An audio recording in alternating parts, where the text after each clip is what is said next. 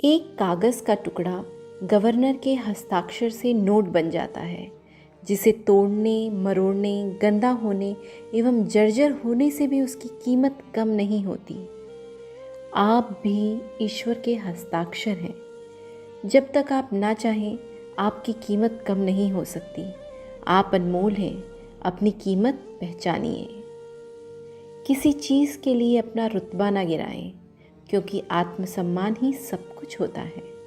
यदि आपके फ्रिज में खाना है, बदन पर कपड़े हैं, घर के ऊपर छत है और सोने के लिए जगह है, तो दुनिया के 75% लोगों से ज़्यादा आप धनी हैं। यदि आपके पर्स में पैसे हैं और आप बदलाव के लिए कहीं भी जा सकते हैं जहां आप जाना चाहते हैं, तो आप दुनिया के 18% धनी लोगों में शामिल हैं।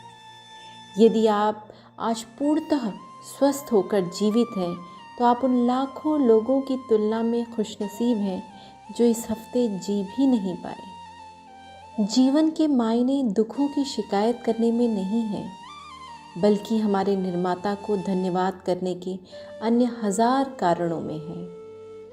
क्या खूबसूरत रिश्ता है मेरे और मेरे भगवान के बीच में। ज़्यादा मैं मांगता नहीं और कम वो देता नहीं।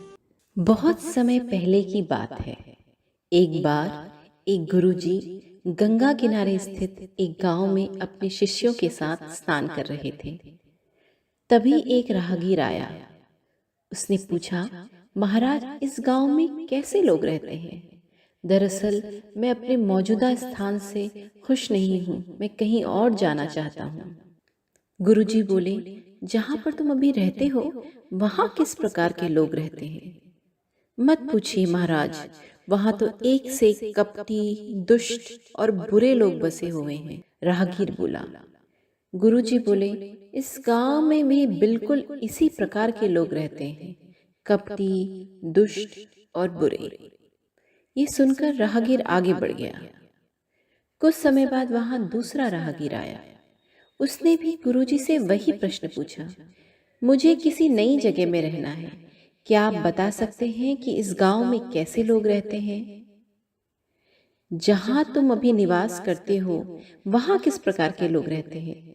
गुरुजी ने राहगीर से वही सवाल पूछा। जी, वहां तो बड़े सभ्य, सुलझे और अच्छे लोग रहते हैं, राहगीर बोला। तो तुम वहां से निकलना क्यों चाहते हो? साधु ने फिर से सवाल पूछा। राहगीर बोला, मैं हमेशा नई जगह पर रहना चाहता हूँ, नए लोगों से मिलना चाहता हूँ, इसलिए कुछ सालों में अपनी जगह बदलता रहता हूँ कि मैं वहाँ की नई संस्कृति को सीख सकूँ।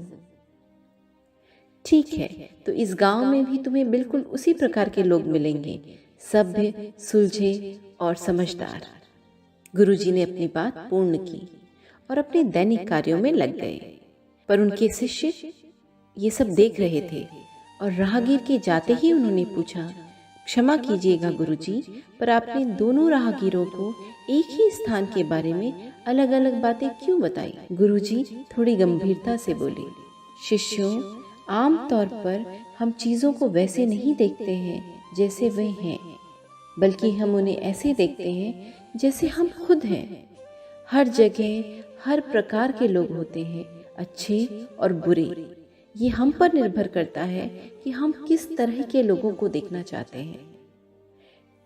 शिष्य उनकी बात समझ चुके थे और आगे से उन्होंने जीवन में सिर्फ अच्छाइयों पर ही ध्यान केंद्रित करने का निश्चय किया। नियत कितनी भी अच्छी हो, दुनिया आपको आपके दिखावे से जानती है, और दिखावा कितना भी अच्छा हो, ऊपर वाला आपको आपकी नियत से जानता है। आपके कर्म ही आपके व्यक्तित्व का निर्माण करते हैं। एक ही बात से कोई तीर बनाकर घायल करता है, तो कोई बांसुरी बनाकर सुर भरता है। शब्द भी एक भोजन की तरह है। अगर खुद को अच्छा न लगे तो दूसरों को भी मत परोसिए। उस मनुष्य की ताकत का कोई मुकाबला नहीं कर सकता जिसके पास सब्र की ताकत है।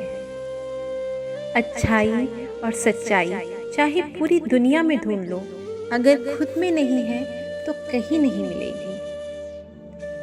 जब कुछ सेकंड की मुस्कुराहट से तस्वीर अच्छी आ सकती है, तो क्या हमेशा मुस्कुराकर जीने से जिंदगी अच्छी नहीं हो सकती?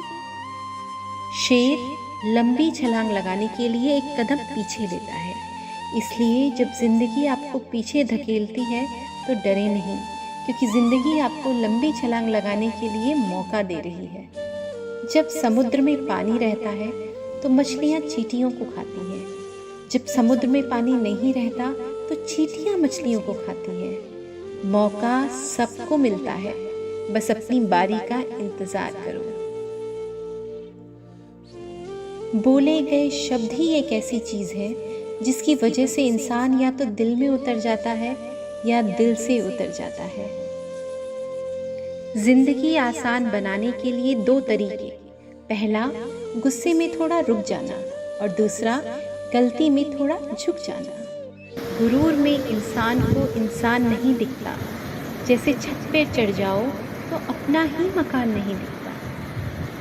परिवर्तन से मत डरो, अगर आप कुछ अच्छा खो सकते हो तो आप उससे भी अच्छा हासिल कर सकते हो। कोई भी व्यक्ति आपके पास 3 कारणों से आता है, भाव से, अभाव से और प्रभाव से। यदि भाव से आया है तो उसे प्रेम दो, अभाव में आया है तो मदद करो, और यदि प्रभाव में आया है तो प्रसन्न हो जाओ कि परमात्मा ने आपको इतनी क्षमता दी है। तो दोस्तों, ये थे आज के कुछ अनमोल विचार। उम्मीद करती हूँ आपको ये इंस्पिरेशनल कोट ज़रूर पसंद आए होंगे। आप मुझे कमेंट सेक्शन में कमेंट करके ज़रूर बताएं कि आपको ये कोट्स कैसे लगे। मिलती हूँ एक नई वीडियो के साथ, तब तक खुश रहिए, सेहतमंद रहिए और मुस्कुराते रहिए।